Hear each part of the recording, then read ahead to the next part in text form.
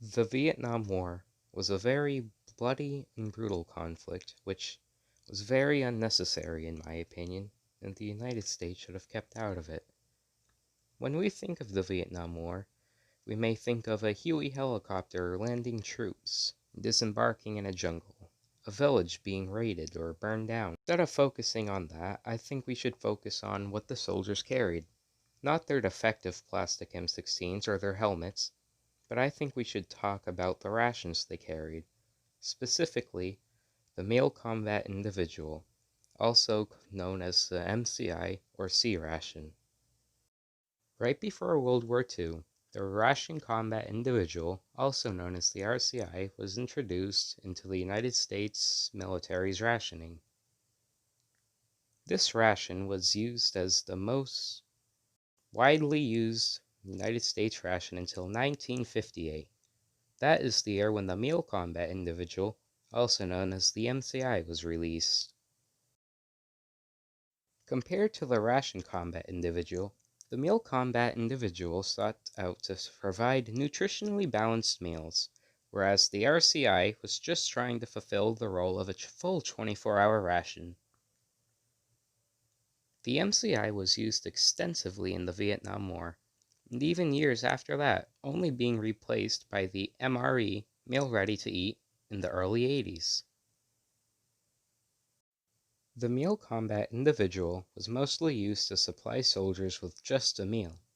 However, if 3 of the rations are used, it would be a complete ration, seeing as one MCI consisted of 1/3 of the required caloric content a soldier required for a day.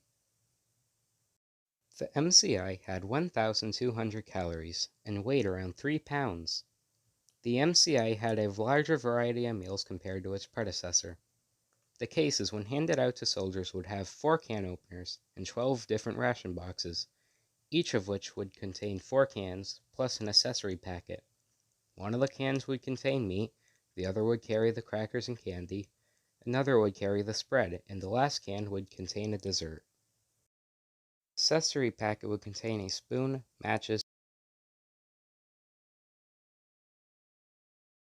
toilet paper, salt, coffee, creamer, and sugar.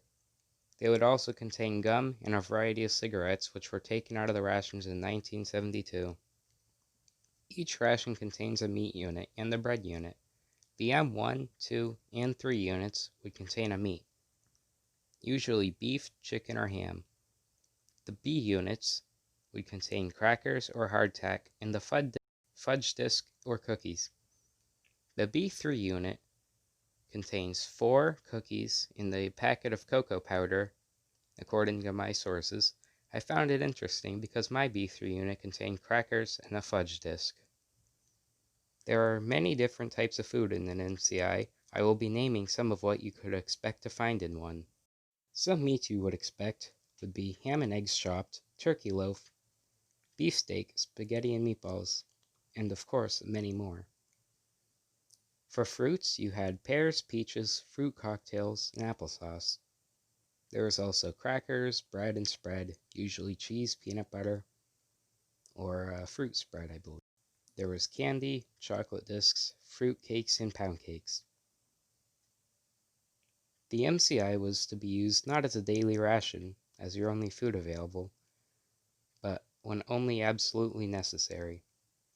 Soldiers were supposed to rely on their field kitchens to supply them with food. However, this did not always work out as intended, and many soldiers went days, if not weeks, containing nothing but MCIs or other similar rations. Many of the menus were disliked by soldiers, namely ham and lima beans and beef slices with potatoes.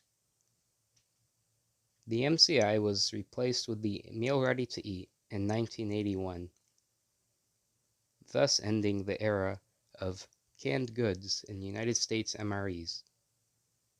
The accessory packets in the Meal Ready to Eat, though, were pretty much the same as seen in the MCI.